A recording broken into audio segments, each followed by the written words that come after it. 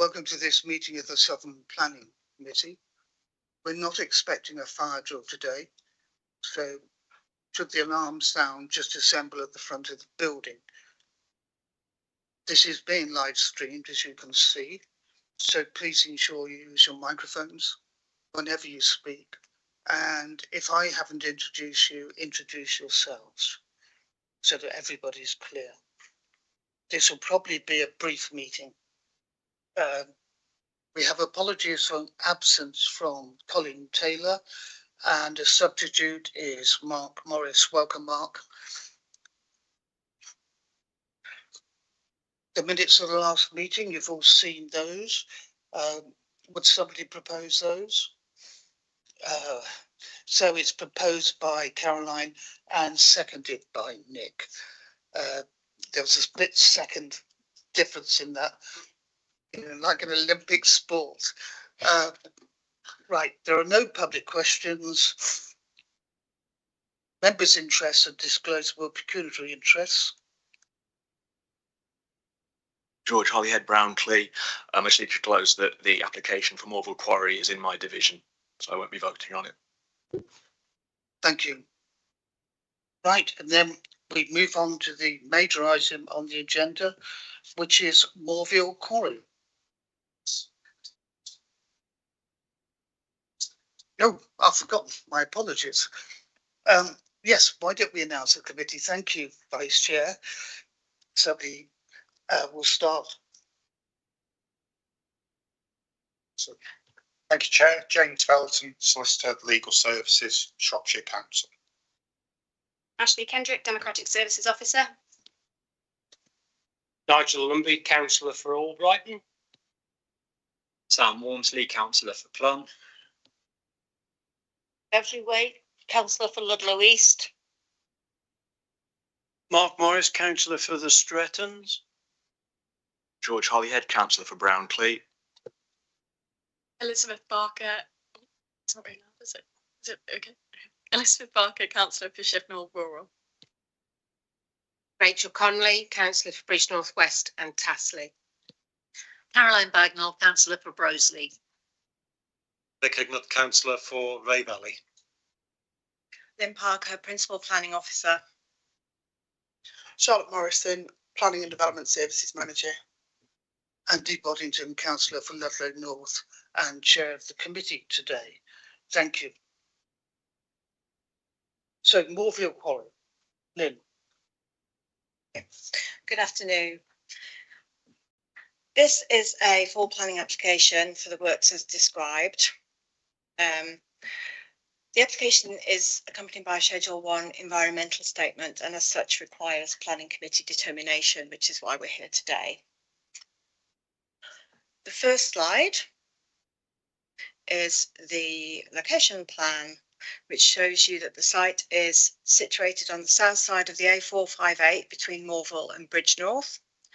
The southern section shown on the location plan, which you can see as mainly blue line, is Bridgewalton Quarry, also within the applicant's ownership and the location of the existing processing plant. To change the method in which I'm sharing the presentation. That disappears.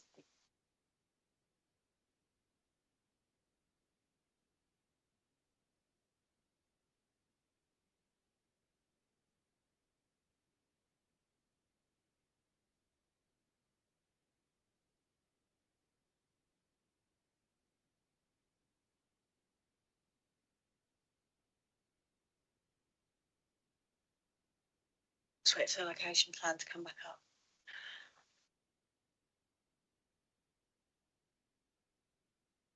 So it's the next slide. Thank you. That's it. Thank you.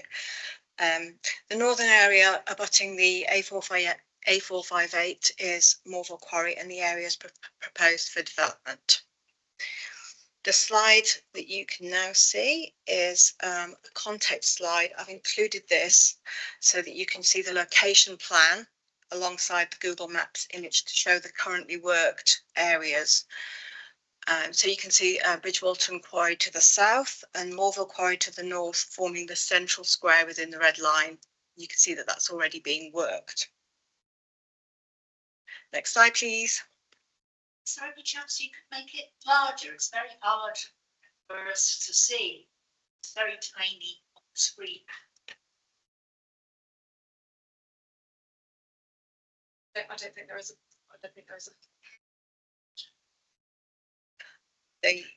The next slide is the block plan, which shows the context and the proposed northern extension is within the blue-green triangle formed by the A458 along the northern side, Telegraph Lane to the southwest and Hangman's Lane down the southeast side. The proposed southern extension is indicated as the purple rectangle adjacent to the southeast edge of the existing Morville Quarry workings. Next slide, please. This shows a more detailed proposed block plan and the first phases for the mineral workings. So phase 1A is in the proposed southern extension, and that's the northern darker purple half. Phase 1B is in the northern extension, which is the darker green half. Phase 2A is in the southern extension again, and that's the lilac, the lighter purple half. And then phase 2B is back to the northern extension, and that's the lighter blue half.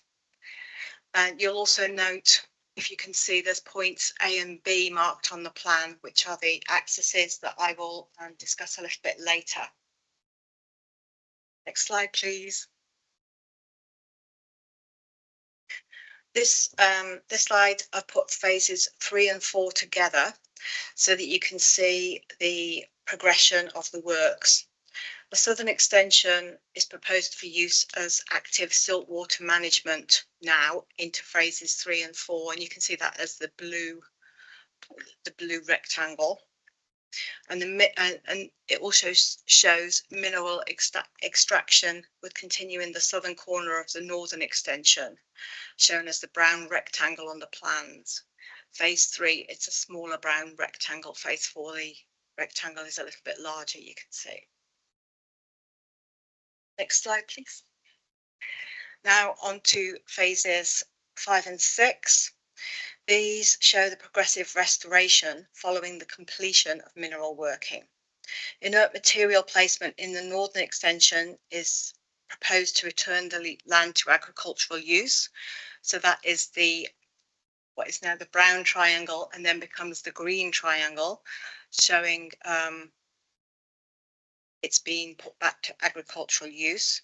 And the southern extension will be restored to a mix of reed bed, wildlife pond, hedgerow planting and species rich grassland. Again, that's in the rectangle on the southern southeast side.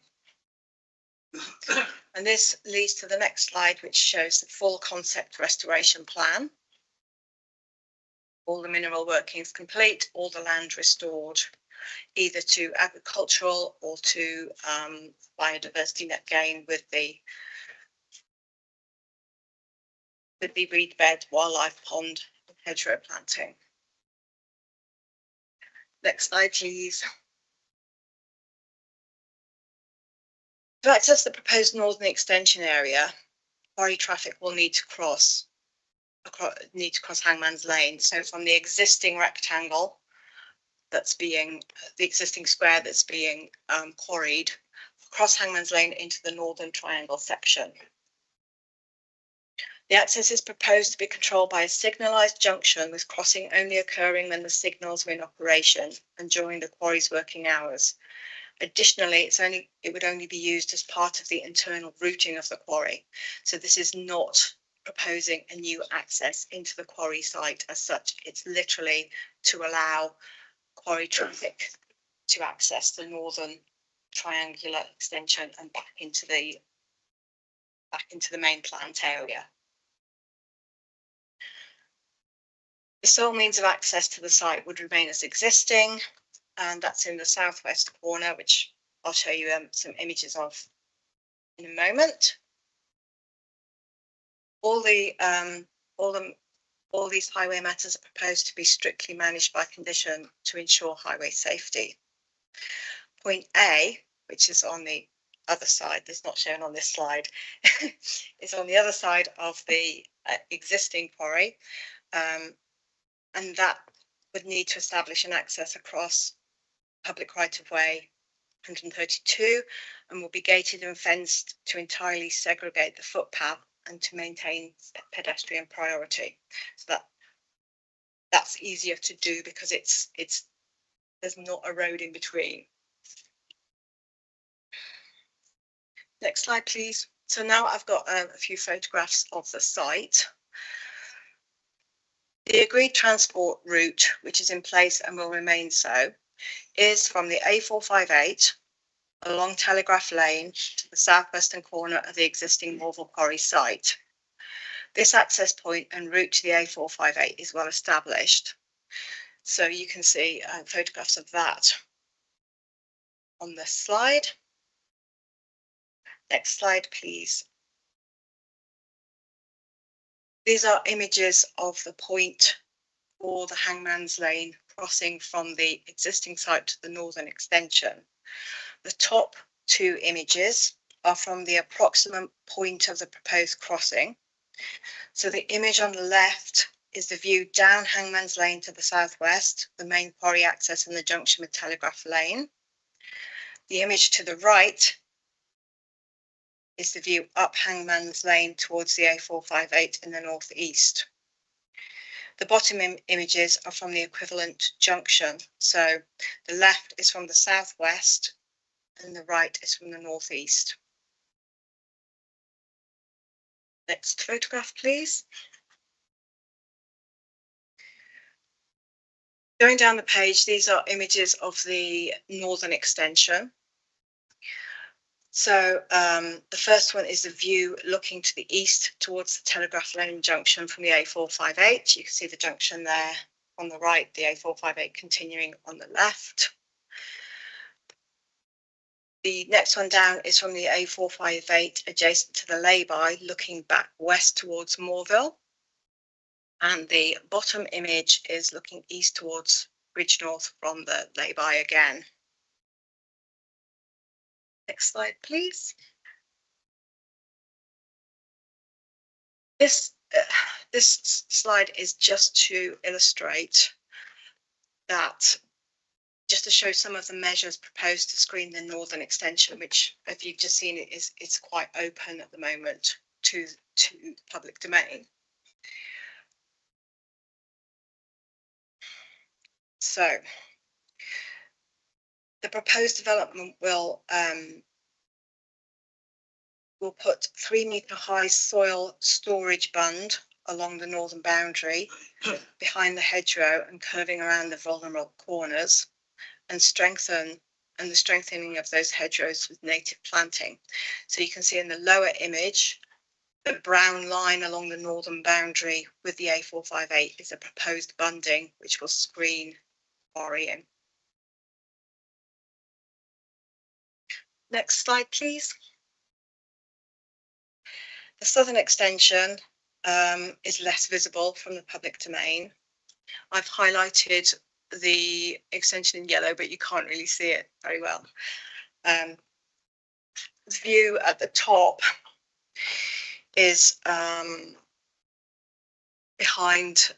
looking north from Telegraph Lane, and you can see that the southern extension would be behind the skyline hedgerow in the photograph, so not the hedgerow in the foreground, the hedgerow in the background. Bunding is also proposed to the northern boundary of the southern extension to ensure the visual separation between it and the closest property adjacent to the 458. Also of note, I've included a little image in the bottom right-hand corner showing the restoration of former mineral workings, so you can see that it is a progressive quarry, and that lake has previously been quarried and is now restored as into landscape. Last slide, thank you. Members are requested to support the approval recommendation for the scheme with delegated powers to refine and set the text for the conditions set out in Appendix 1 and subject to the completion of the Section 106 agreement to secure the provision of a habitat management and monitoring plan and biodiversity gain land monitoring contribution. The proposed development is compliant with the development plan in that it relates to the extension of Morville Quarry into minerals allocation S3.1E site and a minerals safeguarding area for sand and gravel. There is a high degree of certainty that the proposed development would contribute favourably to the Shropshire economy for at least a decade, including providing support for the government's required boost in housing supply. The proposed development would sustain an existing viable business and its associated employment. Thank you very much. Thank you. Are there any questions from members of the committee to officers? Nigel. Chair, thank you. Are there any other safeguarded mineral areas around the site, the immediate site? The southern extension, I believe, is larger in the draft allocation than is currently shown. So yes, there is potential for further development. Is there any provision to keep that junction crossing clear of soil and mud? We will be putting on conditions that carefully control all soil handling and movement. We've got to the point where we've put the text together and we're working through it, but we've received a lot of recommendations from both Natural England and the Environment Agency in relation to soil handling, and we've taken on board all their recommendations for conditions to control that. And finally, the Section 106, when it talks about habitat management, does that actually control the phased restoration? Are they the same thing, or are they actually two different? They're different. There will be conditions controlling the phased restoration separate from the Section 106 agreement, which is to secure the biodiversity gain management and monitoring plan. But I noticed that there isn't anything on here setting out the Section 106 about the phased management. And the reason why I asked that is that in 2011, when the original quarry went up for further work and the decision in 2007, the actual wording, recovery of remaining reserves using the existing area access and infrastructure with restoration to agricultural and nature conservation. So when this come before the committee, it was for this site to actually be restored, and now we're not. Now we're adding 20 years to it. So then my questions were to see whether in 20 years' time there would be further work, and also that we can in fact control the restoration as it goes along. We're happy that conditions can be applied that will monitor that and control and manage it. Yes. But you've not put that forward as a proposal now, or is that covered within that? Because I don't want to go from here approving it, and we've not, as a committee, put something in place that ensures the phased restoration. On other sites, we've said such things as ensured phased restoration before allowing the extractions of X tons. So in other words, you could do it on a rolling basis, but we don't appear to be. The restoration is on a phase by phase basis, and I think I've suggested in the list of conditions that we will be ensuring that happens through the condition mechanism. The restoration works have been included on the plans with this application. So we are happy that we can condition that they are forthcoming on a phase by phase basis. Yeah, I just keep hearing the word can, not will.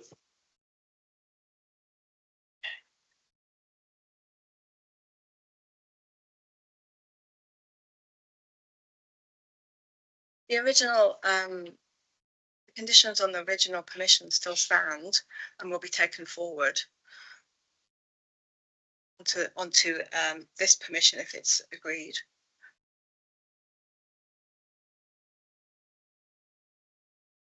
Are you happy with that? That's fine.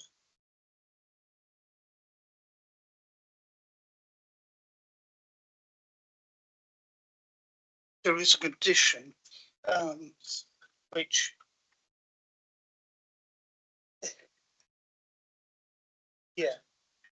is duration 20 years, restoration within 2 years of completion. And the recommendation is to delegate to officers the details and conditions, which is normal practice of this committee. So I think Lynn has got your point, and therefore I'm sure she'll pick that up and ensure the condition is suitably worded. Thank you very much, Councillor Lubney. Right. Councillor Bagnall. Lynn Park has obviously put an enormous amount of work into this, and there was an impressive number of photographs and plans, but unfortunately for those of us sitting around the table, we really cannot make them out.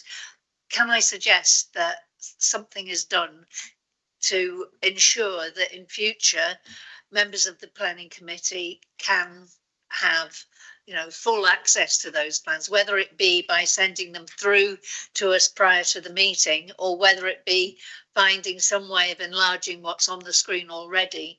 But to be honest, much of what Lynn had put up there was nigh on useless to those of us sat down here. So can I apologise to Lynn and thank her for the effort that she made on our behalf, but I think something needs to be done so that we can really see clearly what's being presented.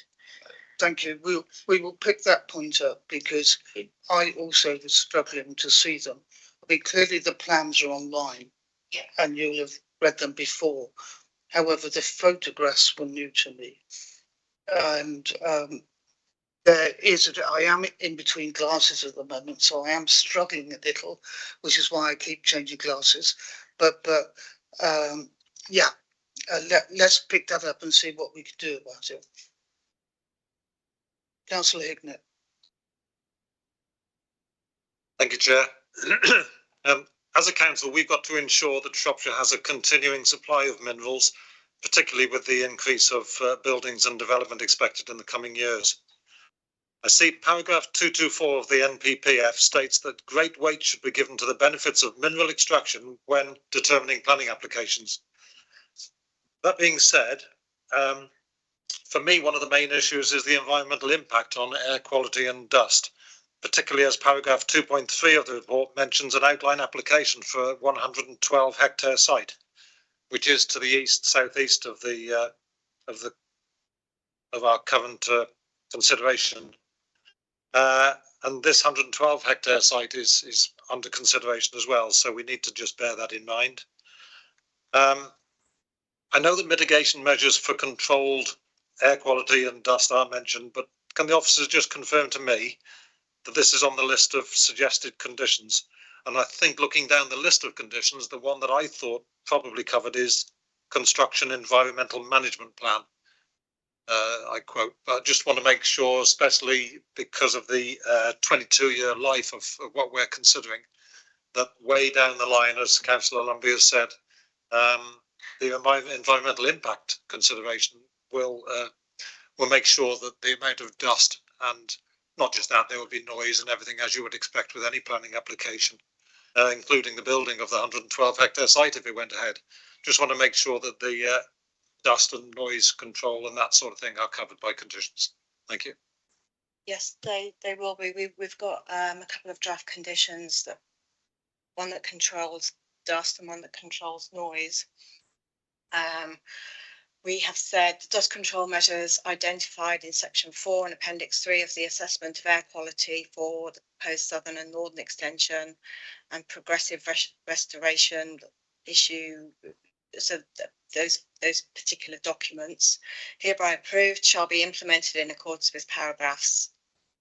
There are relevant paragraphs in the documents which set out the mitigation actions.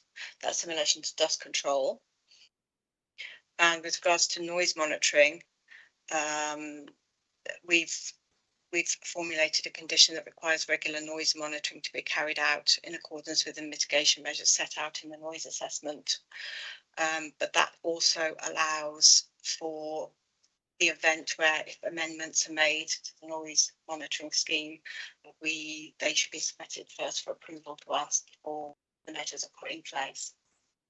We have tried to cover both aspects of conditions. Yeah.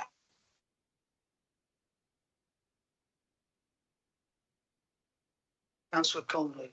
Thank you. I just want to ask a couple of questions. So, Councillor Lumby mentioned about potential, a few years down the line, there might be another request, and you said there was some in the south of this. How close is this extension and what may well be left to what will possibly become the Tasley Garden Village development? Because that is of a concern to me, is how if in a few years' time they put in to extend it further, and if Tasley Garden Village development is developed, then how close will it bring it even closer to the employment land and to properties? Can't give you an exact figure in meters, but both sites are allocated, and therefore consideration of their proximity to each other was taken into consideration at the time of the draft local plan formulation. The Tasley Garden Village would propose the commercial site as the closest to the quarry site, but it will always be intended that there is a buffer between them. I can't tell you the exact distance of that buffer, but of course the quarrying would never go up all the way to the boundary of a residential site. Mm-hmm. Thank you. I think in the report it did mention that consideration could be taken and has been taken into the cumulative effect of development. Obviously, we're only here today to talk about this one thing, but there is significant proposals and development happening along both sides of the A458, and with this as well, I will be considering the impact of that as a whole. Thank you. Thank you. Any other councillor questions? Now, we have no public speakers, but Councillor Holyhead, do you wish to speak? Yeah, you're allowed to speak.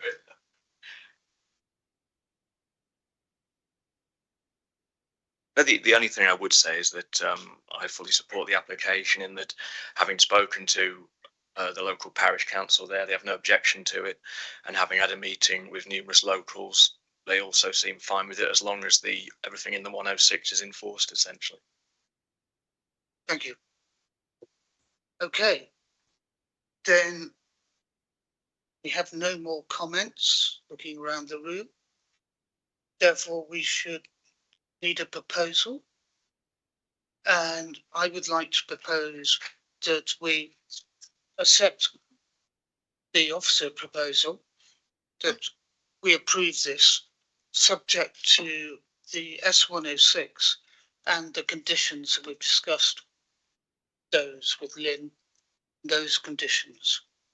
Now, as I'm not sure we have 100% assent, I'd like to call this for a recorded vote. So could we have a recorded vote? Yeah, we have no seconder. Nick is seconding. Happy to second that.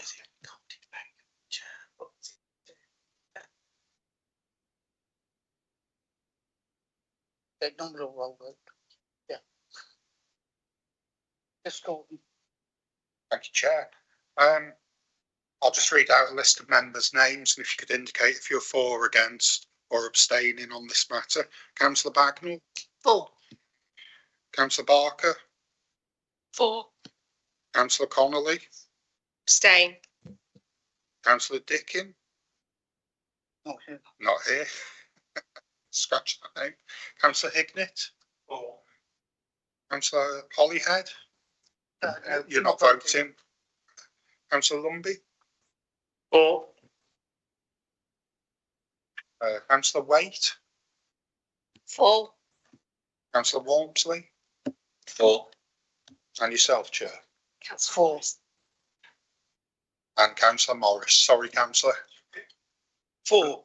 Thank you. I couldn't read my handwriting. Sorry, I do apologise. So we've got 2, 3, 4, 5, 6, 7, 8 for and 1 abstention. Brilliant. Thank you, committee. And the next item on the agenda is appeals. This is just to note. The one I suggest that is interesting is the second one on the list, which is Orchard Cottage, Ashford Carvanel. And that's important because it confirms our long-standing policy in this council that if there is an exception plot for an affordable house, then it's always an affordable house. And the attempt was to take it into a private house with various ways of trying to do it, and the inspector would not have it. Jolly, do you have any others to comment on? No, Chair. Okay. Then it's simply down to the date of the next meeting, which is at 2 o'clock on the 26th of August in this building. So have a good break though, folks. Thanks for coming all this way. The meeting actually was longer than I predicted. Right, we need to go off air.